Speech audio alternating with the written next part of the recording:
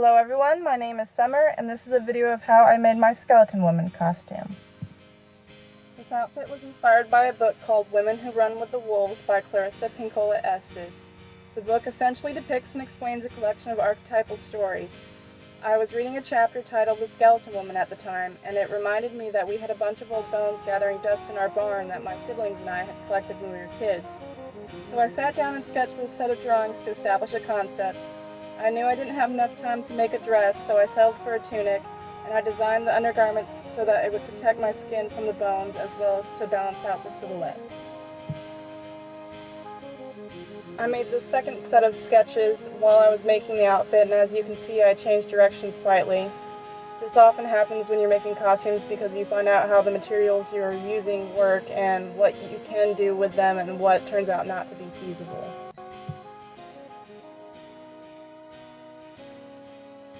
I used a Dremel with cutting discs to process all of my bones. The hardest part was making the first cut to open up the bone because the cutting disc is only a ½ inch to 3/4 of an inch wide. Most bones are hollow where the marrow used to be, so once you break in, things get a lot easier. I tried to cut out as many of the flat faces of the bones as possible and let that process dictate the size and shape of my pieces. All the bones I used were found on our farm or neighbors' adjoining farms.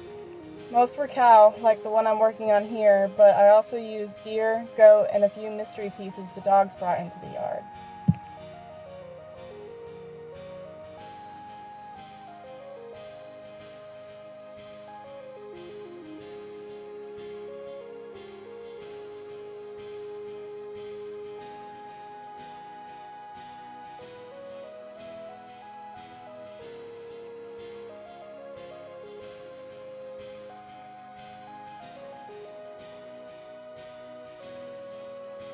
Work smart and safe, guys.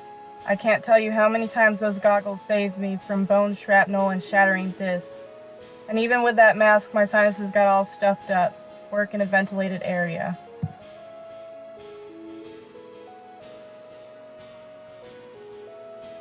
I chose a drill bit roughly twice the width of the needle that I was going to be using for stitching so that it would be easy to pull the thread and the needle through.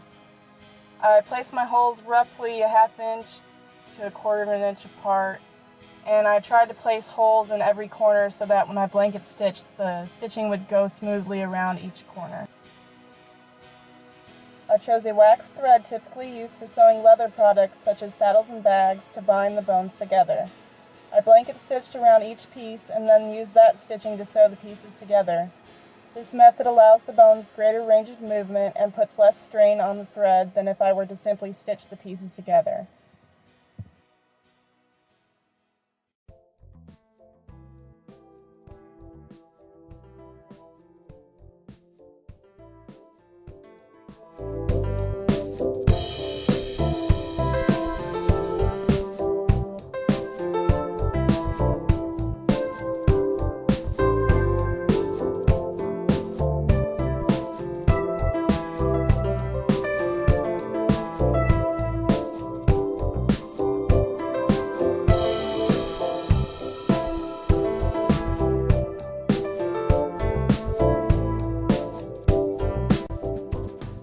This was both the most fun and the most infuriating part of the whole process.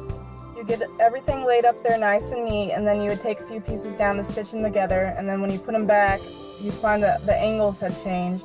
Then you'd have to break down all your other parts and re-put it back together, and then do that process over and over and over again until eventually you get the whole thing to work. But yeah, basically it's like a 3D jigsaw puzzle where you have to have pieces that fit your human form, but also fit with each other.